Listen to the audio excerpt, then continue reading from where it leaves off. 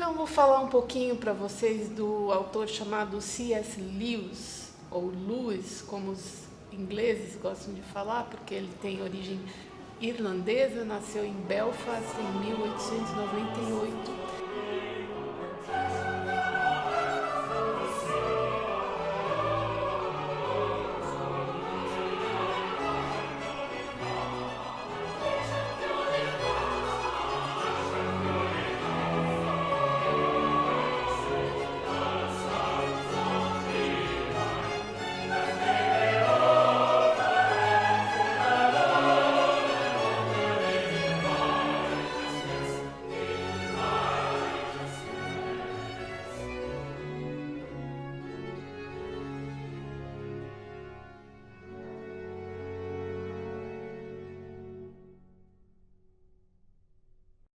Nasceu em Belfast em 1898 e veio a falecer em Oxford em 1963. Esse ano comemorando 120 anos, né? Enfim, e nós temos alguns momentos importantes na vida dele, como a infância, né? Principalmente o episódio da morte da mãe dele, quando ele tinha de 8 para 9 anos de idade. Ela veio a falecer de câncer, né? E ele já veio de um lar cristão. A mãe era filha de um pastor presbiteriano, o pai era anglicano e a família toda anglicana. E ele orou a Deus que Deus curasse a mãe dele, e isso não aconteceu. Então foi uma grande decepção religiosa na vida dele. Mas depois aconteceram outras coisas, não foi o único motivo pelo qual ele acabou caindo no ateísmo, que foi principalmente a experiência escolar dele. Ele passou por várias escolas experimentais. Quando o pai perdeu a esposa, ele se desequilibrou emocionalmente e não se via capaz de cuidar da educação nem do Lewis nem do irmão mais velho dele, Warren.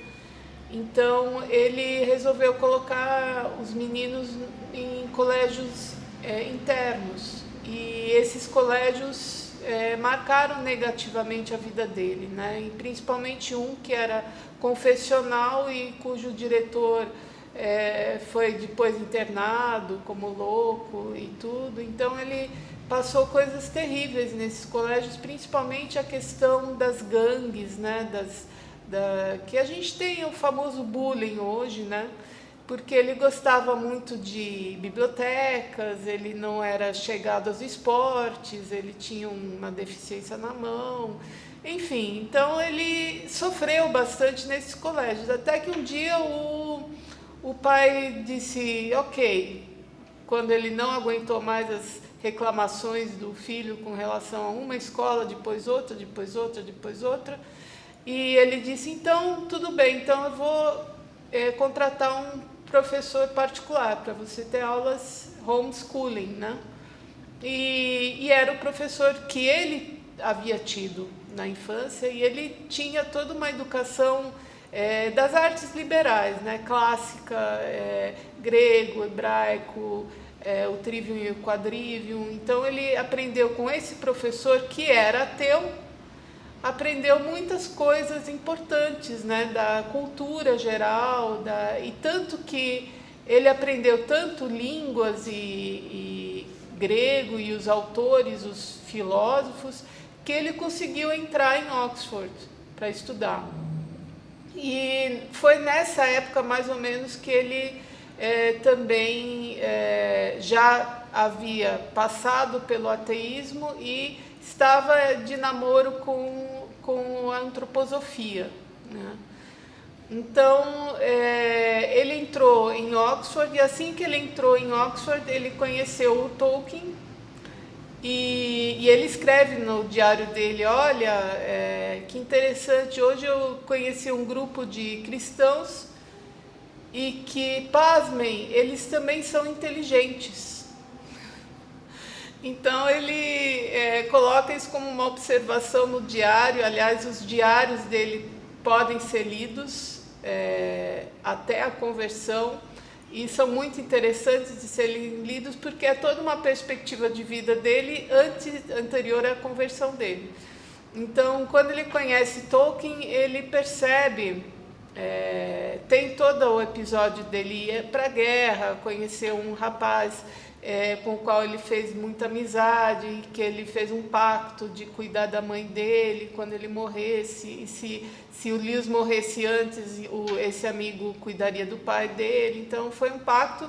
Esse amigo morreu e ele cuidou da mãe dele para o resto da vida, praticamente conviveu com ela o resto da vida. E, enfim, também marcou a vida dele esse episódio da guerra e tudo mais, mas principalmente amizade com esse grupo que depois ele reatou, e fundaram até um clube chamado Inklings.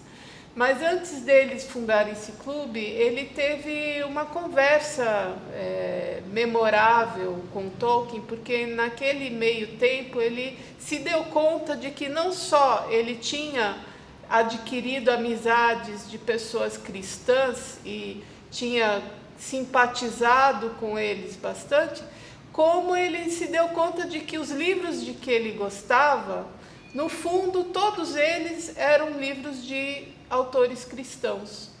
Então ele diz no diário: para onde eu fujo não tem jeito, quase não tem escapatória, porque Deus me persegue. Então ele diz que Deus é o grande caçador, ele é a caça, né? E, enfim, para todo lado que ele olhava, haviam cristãos, havia literatura cristã, e Chesterton principalmente, mas também George MacDonald, que foi um autor de contos infantis, que foi pastor presbiteriano também, e que o influenciou profundamente, tanto que ele tem uma antologia dedicada a George MacDonald.